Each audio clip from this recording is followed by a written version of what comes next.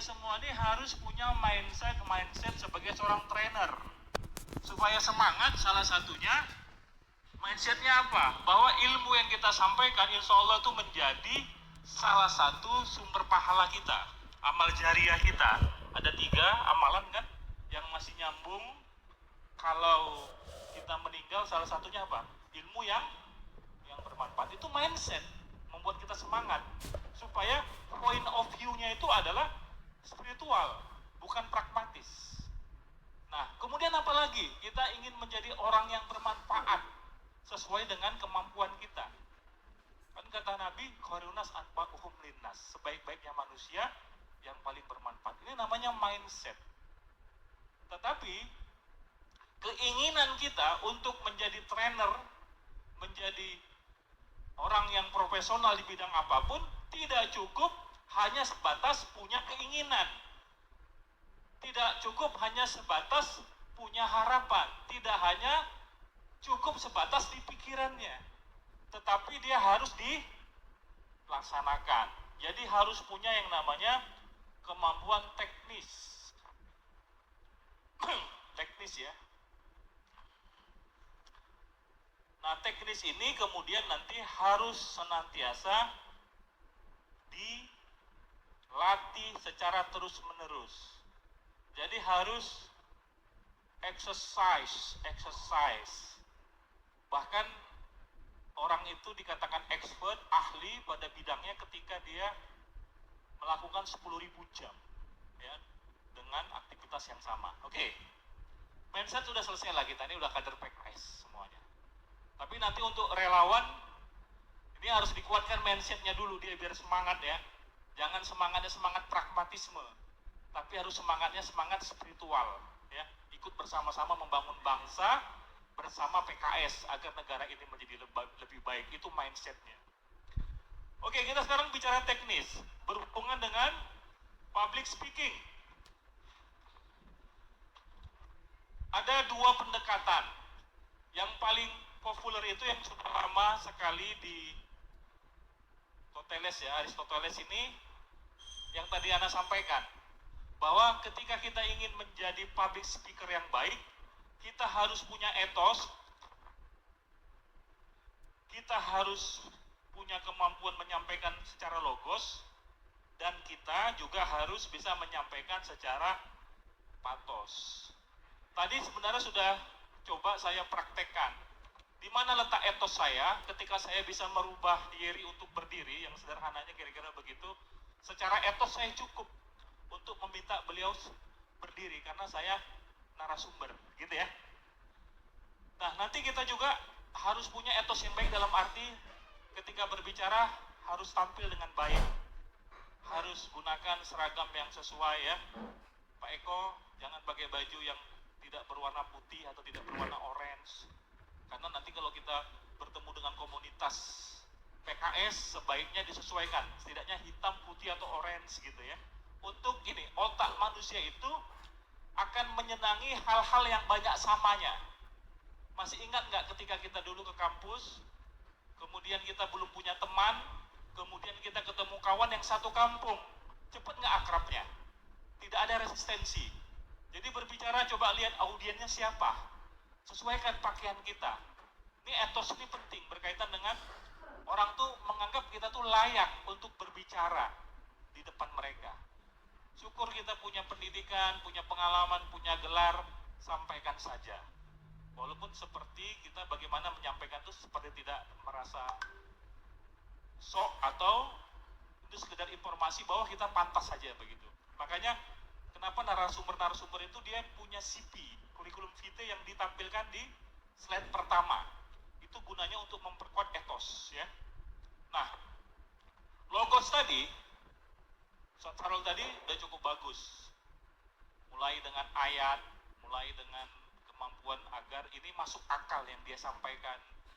Sampai nanti pada aspek patosnya itu, kemudian dia bisa menyentuh perasaan audiens.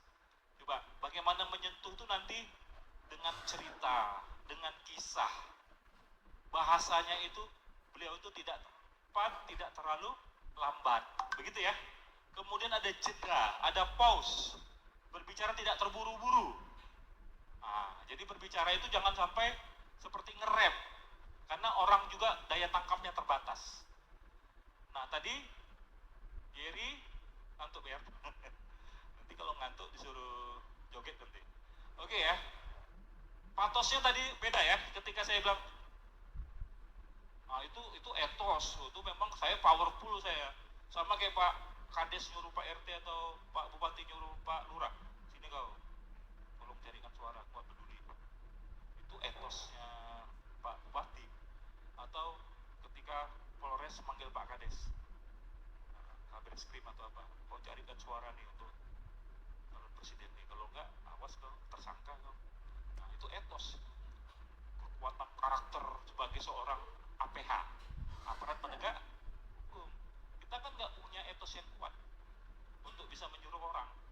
Mungkin kita bukan orang kaya, mungkin kita tidak punya jabatan, maka patos tadilah yang bisa kita perkuat. Jadi itu namanya kita pahami strength kita, kekuatan kita. Kata Ustadz Sarul bahasanya, apa sih bedanya kita dengan yang lain? Namanya strategi diferensiasi. Berarti kekuatan kita di mana? Oh, kita penceramah. Oh, kita orangnya gampang dihubungi. Oh, kita mau bergaul. Oh, kita mau duduk. Oh, kita mau ngopi. Oh, kita orangnya gampang ngobrol dan seterusnya. Nah, itu namanya patos, di mana orang tersentuh hatinya. Ini yang kita harus punyai dulu ya, karakter-karakter ini. Baru pada aspek public speakingnya, nanti rumusnya 3V. V yang pertama itu visual, ini yang sangat besar menentukan, karena orang itu akan melihat si pembicara. Kalau mau menjadi pembicara yang enak dilihat, maka kita pahami visualnya. Kemudian yang kedua ada namanya vokal. Vokalnya adalah suara yang akan kita keluarkan.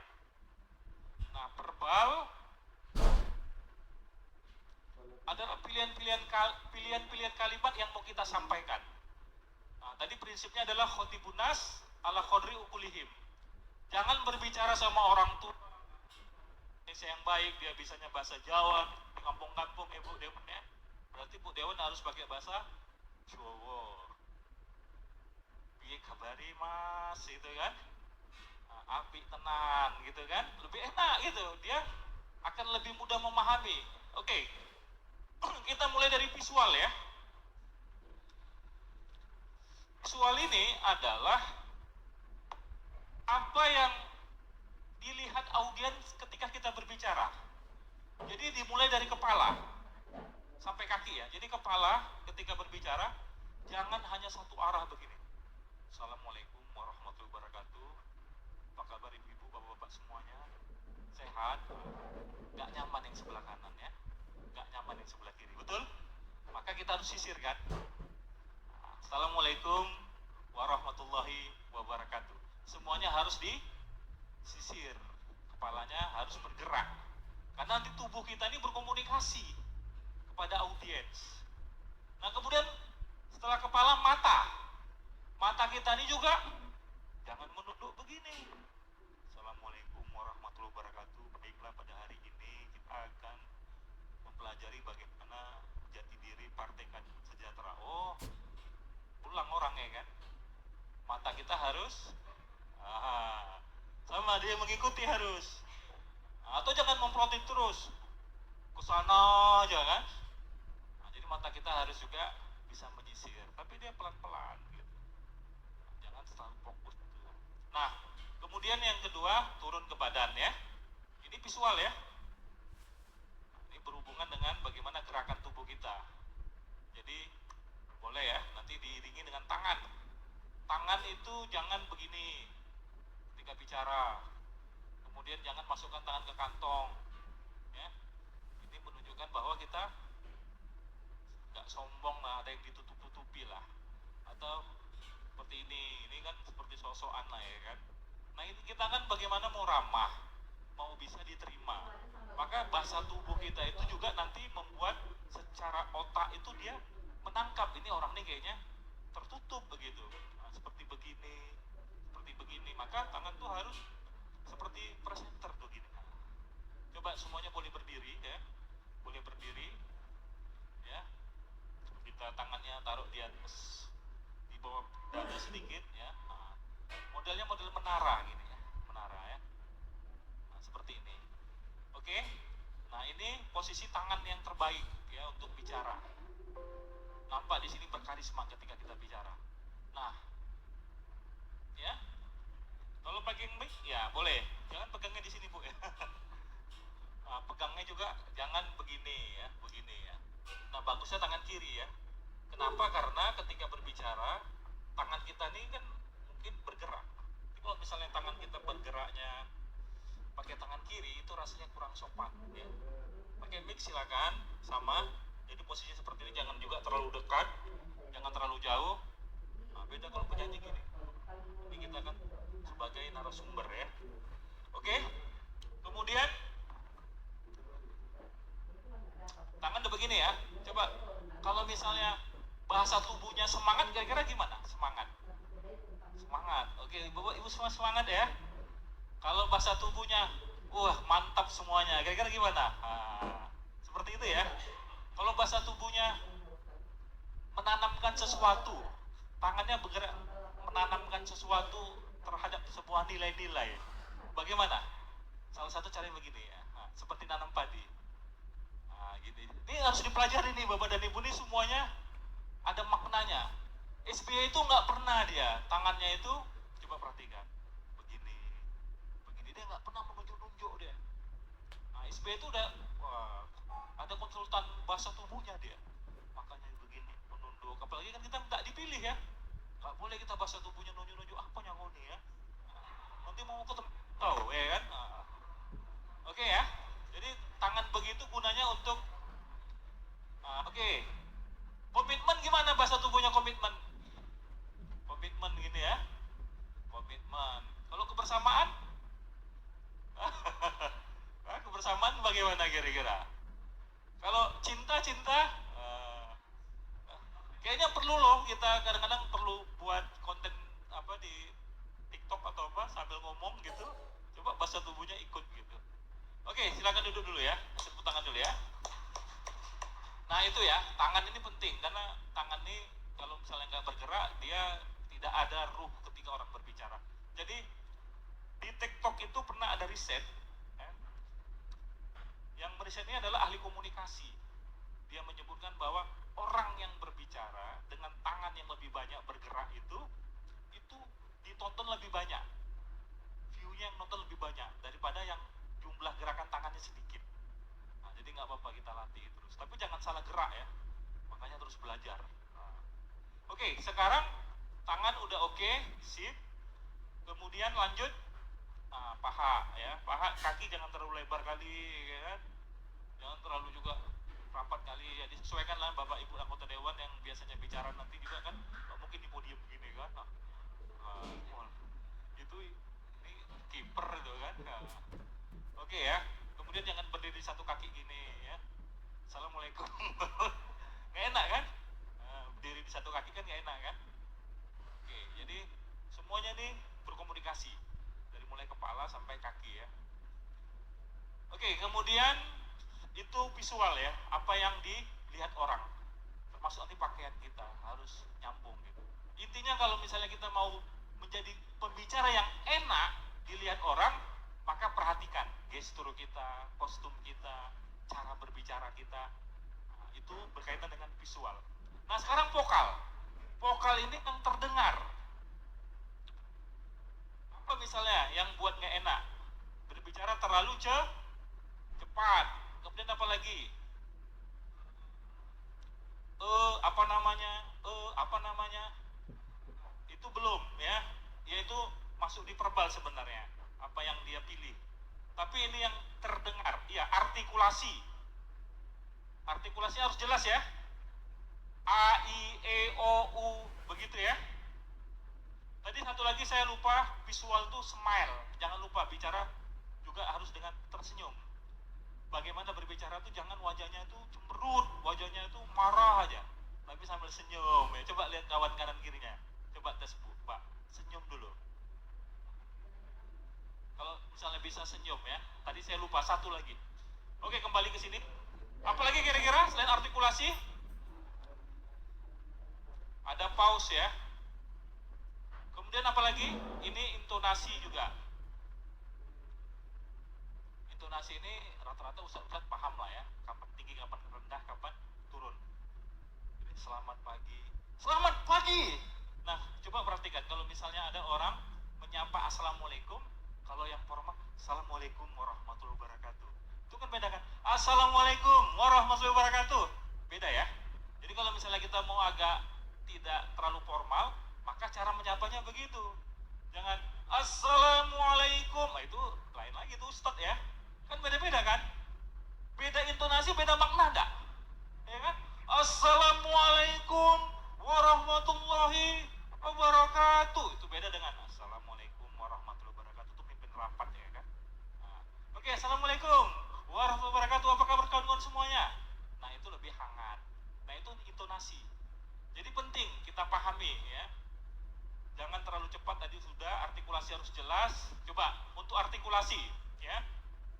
Kita coba latihan sedikit untuk menyebutkan angka 1.000 sampai 10.000 ya. Coba nanti kan harus satu napas ya. Nah, ini saya kasih contoh dulu ya. 1.000, 2.000, 3.000, 4.000, 5.000, 6.000, 7.000, 8.000, 9.000, 10.000. Oke, kita mulai. 1, 2, 3.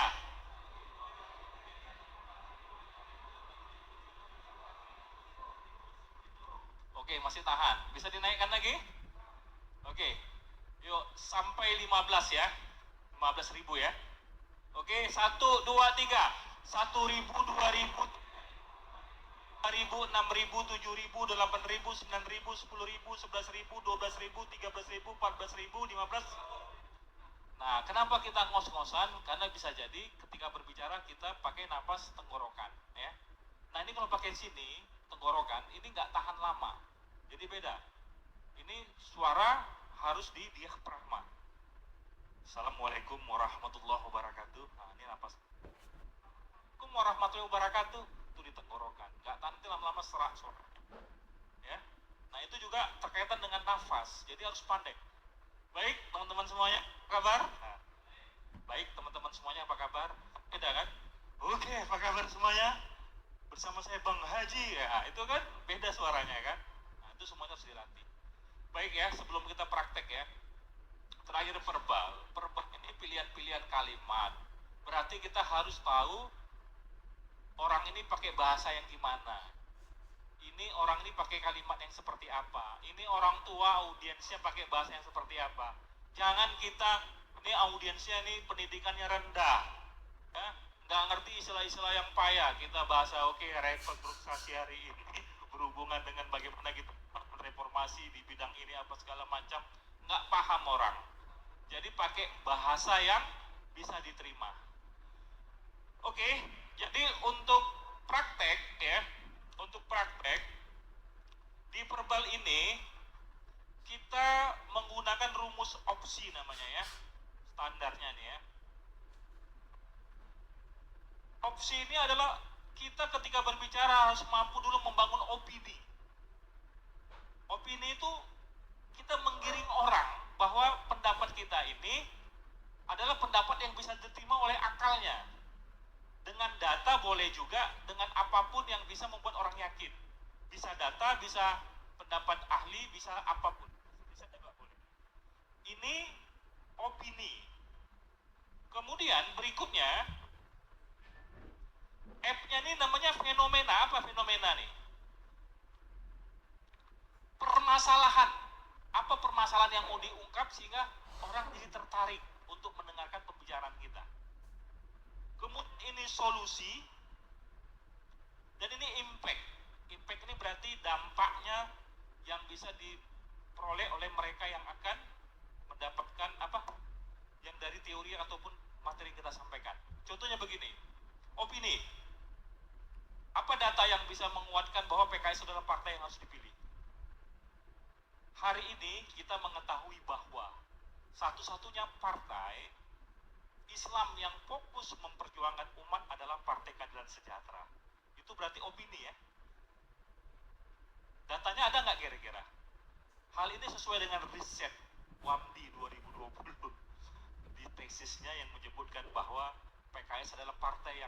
paling concern dengan perjuangan umat Islam. Itu opini ya. Nah sekarang apa fenomenanya?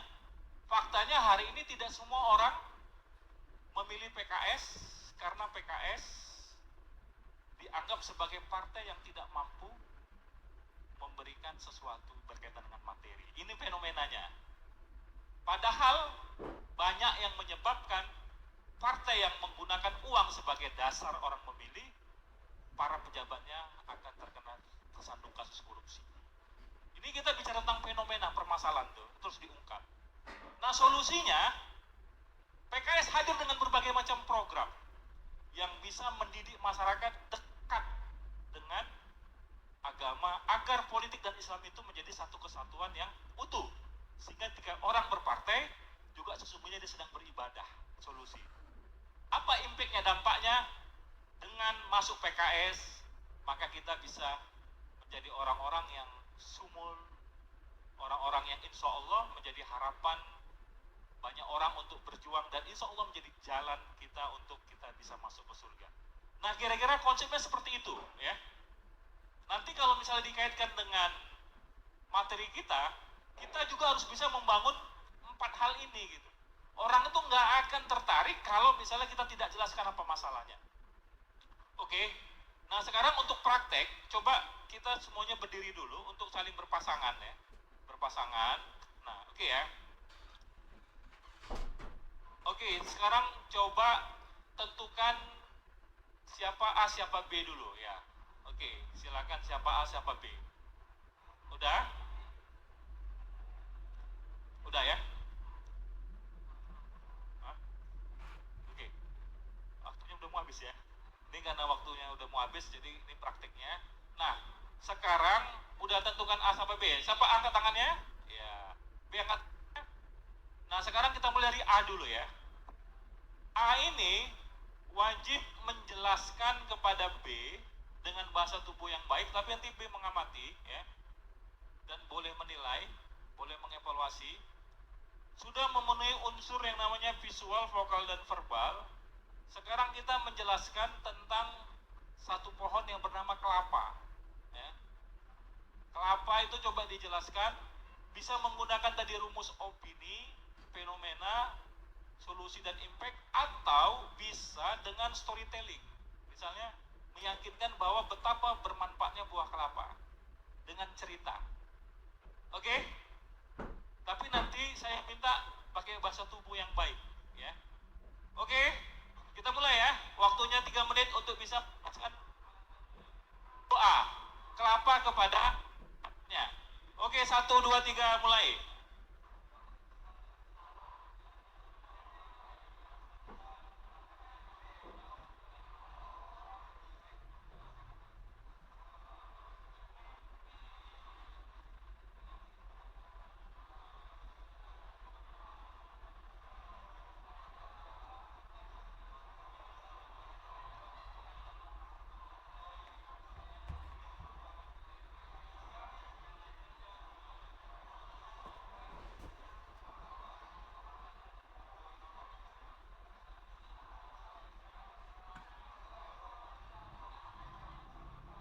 A, B. Jujur aja, kenapa biar ada perbaikan? A. Ini. B.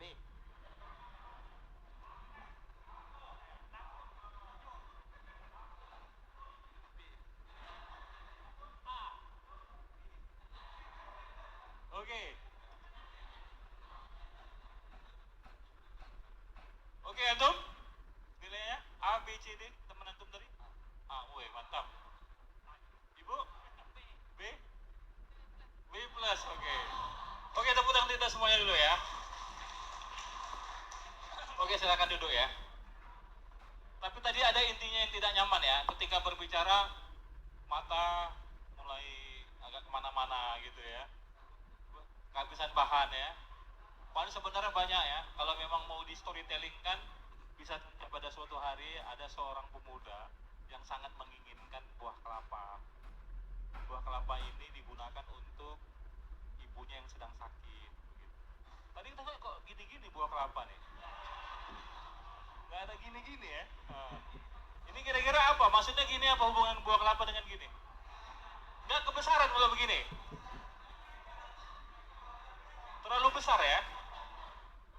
Oh, satu tanda. Wah, ini bingung nih. Ini biasanya kalau ini pikir orang hamil atau apa tadi gitu kan. Baik teman-teman semua, sebenarnya kita semua Anda meyakini pasti rata-rata sering berbicara ya di depan umum. Hanya saja kita lupa bahwa ada teori-teori yang sebenarnya itu ada dalam teori public speaking. Nah, dari materi tadi ini yang sebentar ini waktu kita terbatas, setidaknya kita sudah punya lah kerangkanya dulu ya, bahwa ketika berbicara, kesimpulannya ya, tunjukkan etos yang cukup ya. Bicara di depan dokter harus bagaimana, bicara di depan guru harus bagaimana.